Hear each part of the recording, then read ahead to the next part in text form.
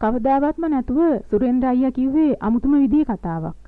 එයා කිව්වා නංගි මට ඔයාට කියන්න දෙයක් තියෙනවා. ඒත් මේ වගේ කලබල තැනකදී නෙවෙයි ටිකක් නිදහස් තැනකදී අපි හම්බෙන්න ඕනේ කියලා. එයා එහෙම කිව්වත් ඒ විදිය නිදහස් තැනක කතා කරන්න තරම් දෙයක් අපිට තියෙනවද කියලා මං කල්පනා කරේ. මොකද එයා මගේ අක්කාගේ හිටපු ප්‍රේමවන්තයා. ඉතින් ඒ දැන ඇඳුනුම් කමට තමයි මං එයාත් එක්ක හිතවත් උනේ. ඒ නිසාම මං එයාගෙන් ඇහුවා මොනවද අයියා අපිට නිදහසේ කතා කරන්න තියෙන්නේ කියලා.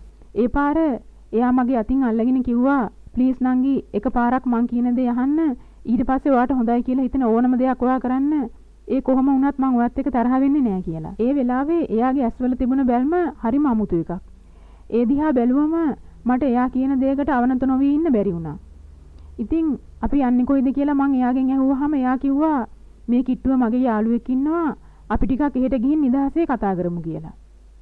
මං අනුෂා අක්කයි අයියයි එක්ක හුරුතලයට හැදුන මං පවුලේ බඩපිස්සි. මං පොඩි කාලේ ඉඳන්ම හරිම ලස්සනයි. ඒ වගේම හුරු බූටි. අයියා මට කතා කරේ මගේ බෝනික්කි කියලා. මං ඉගෙන ගන්නත් හරිම දක්ෂයි. හැමදාම පන්තියේ පළවෙනියා වුණේ මං.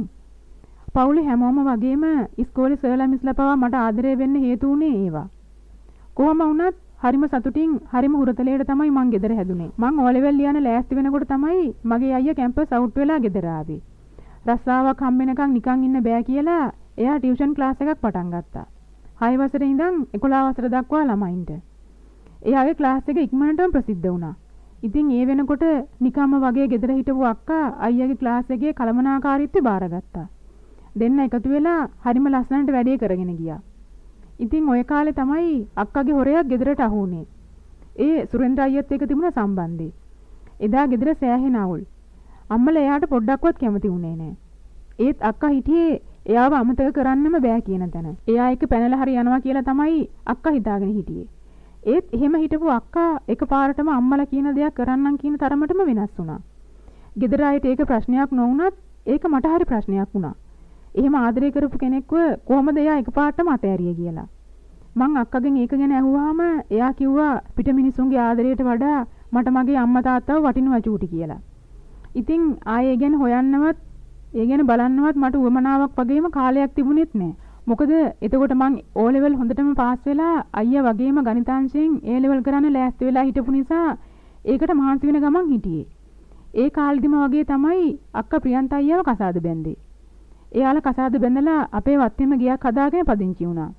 ඒ ගමන්ම අක්කා වෙනද වගේම අයියාගේ වැඩවලටත් උදව් කරා. ඔහොම ඉන්න කාලේ තමයි මට නිතර සුරේන්ද්‍ර අයියා හම්බෙන්න පටන් ගත්තේ. ඒක හැමදාම වගේ වෙනකොට මට හොඳටම තේරුණා ඒක අහම්බෙන් සිද්ධ වෙන දෙයක් නෙවෙයි. එයා හිතලමයි මාව හම්බෙන්න එන්නේ කියලා.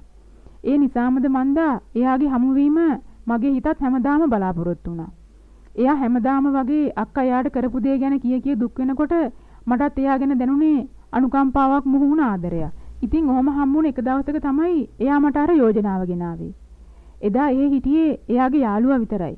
හැබැයි අපි ගියාට පස්සේ ඒ යාළුවත් කඩේට ගිහින් එන්නම් කියලා ගියාම ආපහු ආවේ නෑ. එදා සුරේන්ද්‍ර අයියා කිව්වා නංගි මගේ හිත ඔයාට ආදරය කරන්න පටන් අරන් අනේ මට ඒක නවත්ත ගන්න බෑ කියලා. ඒ වෙලේ මාත් ටිකක් ෂොක් වුණා.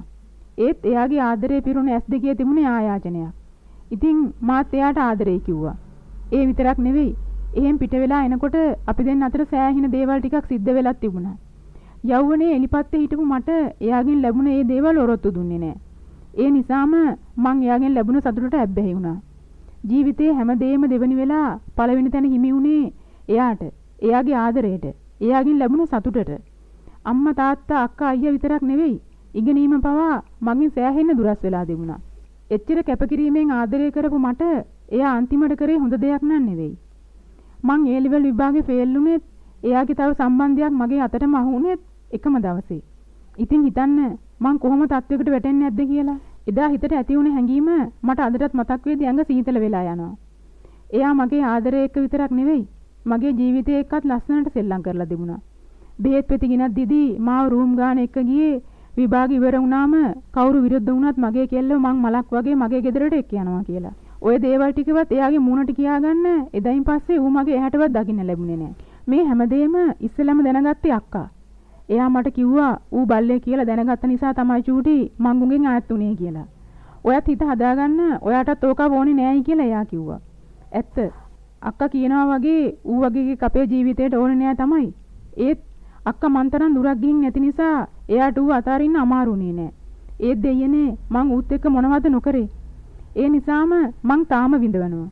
දැන් මට අවුරුදු 36ක්. අම්මලා කියනවා ඌ අමතක කරලා දැන්වත් කසාදයක් ගැන හිතන්නලු. ඒත් මං කොහොමද කසාදයක් ගැන හිතන්නේ? ඇත්ත මොකද්ද කියලා මං කොහොමද අම්මලාට කියන්නේ? කොහොම වුණත් මටම ආදරය කරන කෙනෙක් එක්ක කසාදයක් බැඳලා පිළිවෙලක් වෙන්න මාත් හරි මාසයි. ඒත් කවුද දෙයියනේ මං වගේ ගෑණියෙකුට ඒ විදිහට පිට වෙන්න ඉන්න පිරිමියා?